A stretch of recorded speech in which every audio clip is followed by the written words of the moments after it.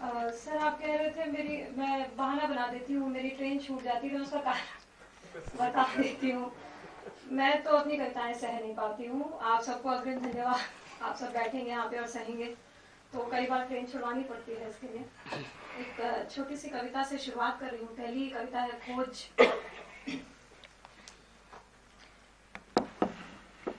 पेड़ की देह गिरी धरती पर कटकर, नजरों से बचकर उड़ गई दूर कहीं छांव। पेड़ की देह गिरी धरती पर कटकर, नजरों से बचकर उड़ गई दूर कहीं छांव। और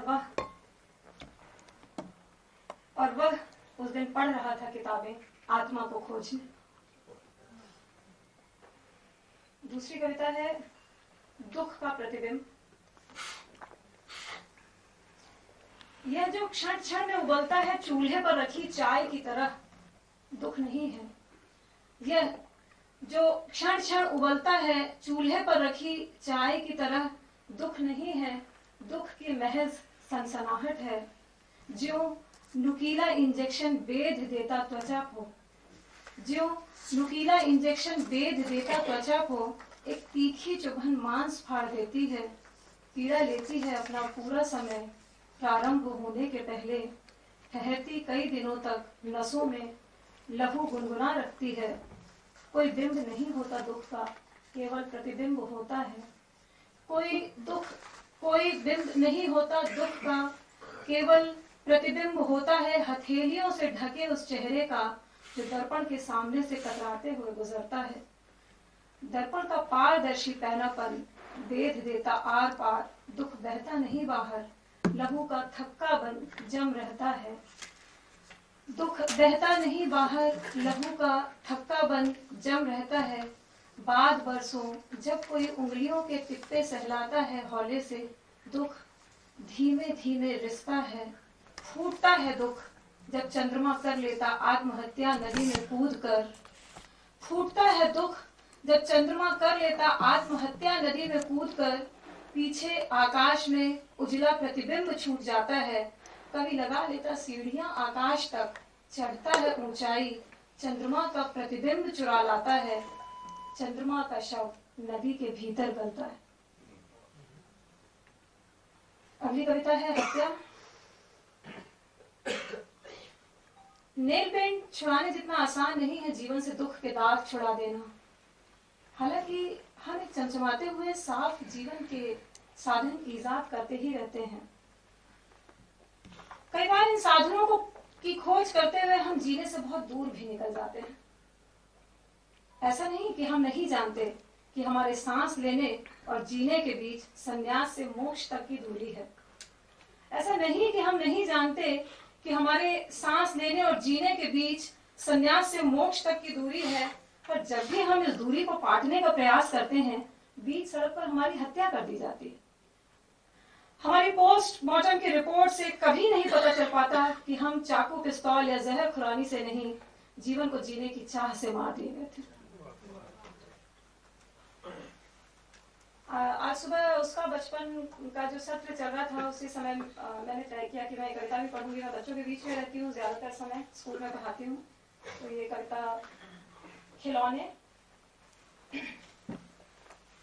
आदमी उठा रहा है हाथ अपनी भुजाओं में मचलती मछलियां दिखाने को। औरत आवाज उठाती है अपना फट चुका आंचल दिखाने को। बच्चा अपने खिलौने उठाता है किसी सुरक्षित जगह छुपा देने को। मेरे हाथ में अब भी मशाल या हंसिये नहीं है, मैंने किसी से लाल सलाम नहीं किया है। सचमुच बहुत कुछ उठाकर यहाँ वहां रखा जा चुका है। सचमुच बहुत कुछ उठाकर यहाँ वहां रखा जा चुका है। खिलौनों का अपनी जगह पर ना मिलना तीसरे विश्व युद्ध से कहीं बड़ा खतरा है। दरअसल मैं उस जगह की खोज में हूँ जहाँ बच्चों ने अपने खिलौने छुपा रखे हैं।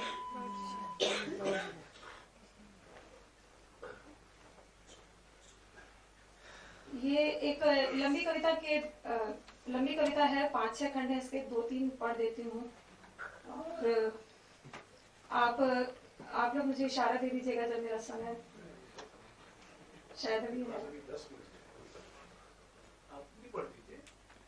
सर मैंने कहा मुझे अपनी कविताएं सहने में दिक्कत होती है, मैं 15 मिनट शायद ही ले पाऊँ। हम लोग बड़े सहनशील लोग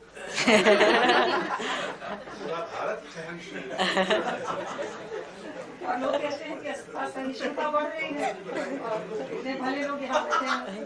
ये कविता एक गीत के बोल की कविता ली, गीत के बोल है पानी पर लिखे। कहते हैं ज्ञानी दुनिया पानी पर लिखी लिखाई। कविता का शीर्षक है पानी पर लिखी लिखाई। इसके खंड पढ़ती हूँ। पहला खंड है छल। चुनरी के कच्चे रंगों पर इत्र आ जाती हैं, आंखें मूंदे टिक जाती कच्ची दीवारों पर वो बावरी लड़कियां। कच्ची उम्र के चूल्हे में पूरी पक जाती हैं वो बेशरम लड़कियां। पीस देती कच्ची रातें सिर पर पक्के रंग पाने की खातिर। कच्चे आम की फांक जैसे इच्छाएं चकती आंखें मिचकाते, दांत खट्टे कर बैठती प्रेम के रस से वो बेसुरी लड़कियां। छोटी कच्ची सड़कों पर निकल पड़ती लंबे लंबे गीत गाते जीवन के। एक मोड़ पर आकर खत्म हो जाती सड़कें, उनके गीत नहीं चुकते। एक मोड़ पर आकर खत्म हो जाती सड़कें, उनके गीत नहीं चुकते। कच्ची टहनियों पर बांध बिरही राग सारे लौट आती घरों को। सूरज ढलने के पहले बुजुर्ग कहते हैं कि सुबह का भूला सांझ घर लौट आए तो उसे भूला नहीं कहते। वो बेसुध लड़कियां भूल जाती तोते की तरह रटे जीवन के सबक। वो बेसुध लड़कियां भूल जाती तोते की तरह रटे जीवन के सबक। भूले दोहराती कच्चे कानों पर रख देती पक्के वादे वो बुद्धू लड़कियां। गीता का दूसरा अध्याय नहीं बांचती, उन्हें मतलब नहीं इस बात से कि आत्मा को न काटा जा सकता है, न मारा जा सकता है, न जलाया जा सकता है, न ही सुखाया जा सकता है। वो बेजुबान लड़कियां छलनी आत्मा के टुकड़े जोड़ती सहेजती जानती है खूब कि आत्मा को छला जा सकता है। इसी का दूसरा खंड है लोभ। और मैं जब छोटी थी मेरे पड़ोस में एक शबनम नानी रहती थी और वो अपने समय की बड़ी बागी और विद्रोही महिला थी। हम लोगों ने उनके किस्से सुने थे, मुझे बड़ी प्रिय थी वो। उनको मैंने समर्पित किया कविता, उनका जिक्र भी आता है इसमें। लोभ शबनम नानी के लिए। आज सुबह लोक कथाओं का भी जिक्र हो रहा था किसी सेशन में, कुछ लोक कथाओं का जिक्र दिया इसमें। नानी एक कथा कहती थी जिसमें एक लड़की की सच्चाई से प्रसन्न होकर देवताओं ने वरदान दिया था। वरदान यह था कि गांव के तालाब में वो डुबकी लगाएगी तो सुंदर हो जाएगी। बहुत मन करे तो एक और डुबकी लगा ले और सुंदर हो जाएगी। और तीसरी डुबकी पर प्रतिबंध था। देवताओं ने बार बार कहा था कि किसी भी हाल में तीसरी डुबकी मत लगाना। और ये बदतमीज लड़कियां कथा को दरकिनार कर तीसरी डुबकी जरूर लगाती है।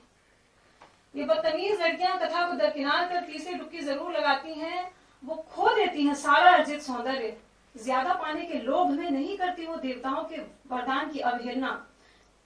उठाती है खतरे प्रतिबंध के रोमांच में। अनजान गलियों में ढूंढती सही पते। तालाब की गहराइयों में खोजती मोती। मिले शायद कहीं जो आंखों से छिटक के गिरा था। इस बात से बेफिक्र कि दुस्साहस सारा सौंदर्य नष्ट कर देगा। आह कैसा दुर्भाग्य कि दुनिया गहरे उतरने को लोभ परिभाषित करती है। कैसा दुर्भाग्य कि दुनिया गहरे उतरने को लोभ परिभाषित करती है। मैं बेशऊर पूछती नानी तुम काली क्यों हो? मैं बेशऊर पूछती नानी तुम काली क्यों हो? तेरे चेहरे पर ये काला धब्बा कैसा नानी? माँ कहती है वो तुम्हारी जैविक नानी नहीं, फिर भी देखो एक गुण कितना मिलता जुलता कि तुम दोनों जिस किस्से पर हंस देती हो ठीक उसी किस्से को कहते हुए रो पड़ती हो। थोड़ा बड़ी हुई तब फिर से याद किया नानी का चेहरा, काले रंग पर एक दाग उजला। सोचती हूँ कितने तंग हाथों से देता है पुरुष की तीसरी ही डुबकी में सौतेला हो जाता है। पुरुष तालाब है। नानी कहती थी कि आसमान तकते लोग आखिर में सितारे बन जाते हैं। वो बेअदब लड़कियां आखिर में जरूर कमल बन जाती होंगी। पुरुष तालाब है। नानी कहती थी कि आसमान तकते लोग आखिर में सितारे बन जाते हैं। वो बेअदब लड़कियां आखिर में जरूर कमल बन जाती होंगी। ये जानते हुए भी कि बाहर तख्ती लगी है कि सख्त मनाही है तीसरी डुबकी की, वो 3 नहीं 300 बार डूबती होंगी ये जानने के लिए कि तालाब के भीतर आखिर क्या छिपा था। और इसी कविता का एक खंड और है मोह। कि जैसे उसे जूते के तस्मे में मन बांध देना, फिर इंतजार करना कि जब वो लौट आएगा और जूते खोलेगा तब अपनी चीज लेकर अपने देश वापस लौट जाएंगे। वो किसी मंदिर चला गया था, जब घर लौटा तो पाँव में किसी और के जूते थे। कहने लगा जूता बदल दिया जाए, पता नहीं किसका है ये। जाने किसका मन मेरे पास में आया, जाने मेरा मन कहाँ भटकता होगा। ऐसे लगता है जैसे हर कोई मंदिर के बाहर से गलत जूते पहन आया। कितना तो कोलाहल है संसार में। नासा वाले खोज रहे लेकिन द्वीपों में जीवन, बुद्ध खोजते थे जीवन में मृत्यु। शायद वॉन लॉग तलाशता रहा हो सूरजमुखी में सूरज, मैं ढूंढती रही उसके गुमे जूते संसार भर में। मंदिरों के बाहर जूते बहुत तेजी से पांव बदल रहे हैं, बेबस पांव जूतों की आदत नहीं बदल पाते। मंदिरों के बाहर जूते बहुत तेजी से पांव बदल रहे हैं, बेबस पांव जूतों की आदत नहीं बदल पाते। मन बेचारा जूतों के तस्मे में बंधा घूमता संसार भर में।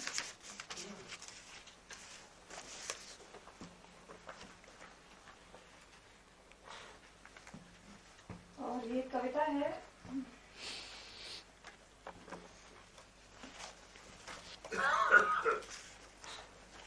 ये कविता मैंने अपनी दोस्त प्रतिभा का त्याग के लिए लिखी थी और उसको मुझे यहाँ से पढ़कर बहुत अच्छा लगेगा और मुझे जब भी मौका मिलता है उसको जरूर पढ़ती हूँ।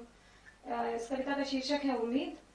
बादल जिस दिन तुम्हारे घर की छत पर बरसने से इनकार कर दे, मुंडेर पे बैठी चिड़िया रूठ जाए और बंजर धरती सोख ले, आंगन में बिखरे गीतों की नमी, सड़क के उस पार खड़ा पीपल सूख कर ठूंठ हो जाए, खिड़की के पल्ले के पीछे बना बया का घोंसला आंधियों से बिखर जाए, धूप सख्त हो बहुत या फिर हवा का रुख उल्टा हो या फिर घर की दीवारों पर दिखने लगे दरारें, चुक जाए जो किसी रोज सूरज का ईंधन और पहाड़ों के पीछे आखिर बार दिन बुझ जाए, बस एक आवाज देना मैं यही हूँ, बस एक आवाज देना मैं यही हूँ। असह्य पीड़ा ने सिखाया है मुझे, बारिश चहक हरियाली घोंसला और दीवार हो जाना, मैं पूरब के आसमान में उम्मीद बनकर जलूंगी। जिस दिन दुनिया की सारी सड़कें जल प्रलय में डूब जाएं, मैं तुम्हारे लिए नूह की नौका बन जाऊंगी।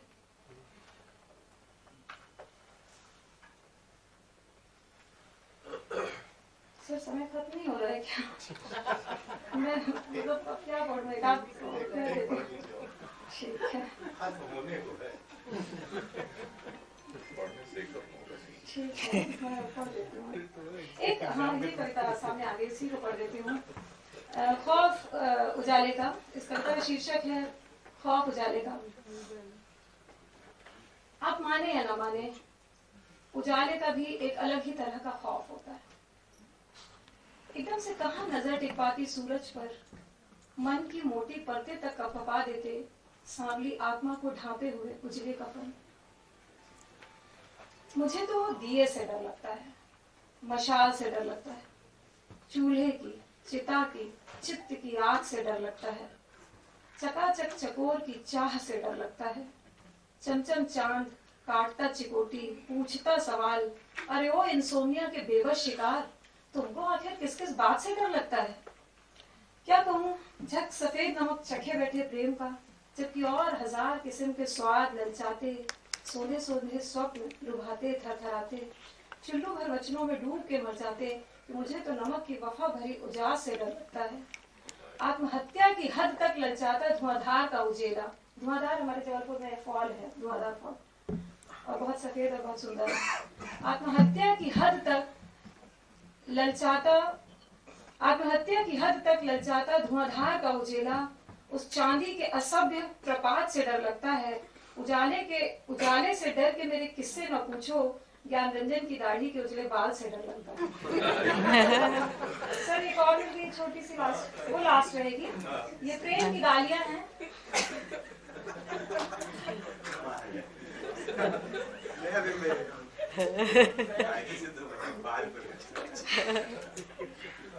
ये आखिरी कविता मैं पढ़ दे रही हूँ और ये प्रेम की गालियां हैं और मैं तो इसी तरह की गालियां दे सकती हूँ।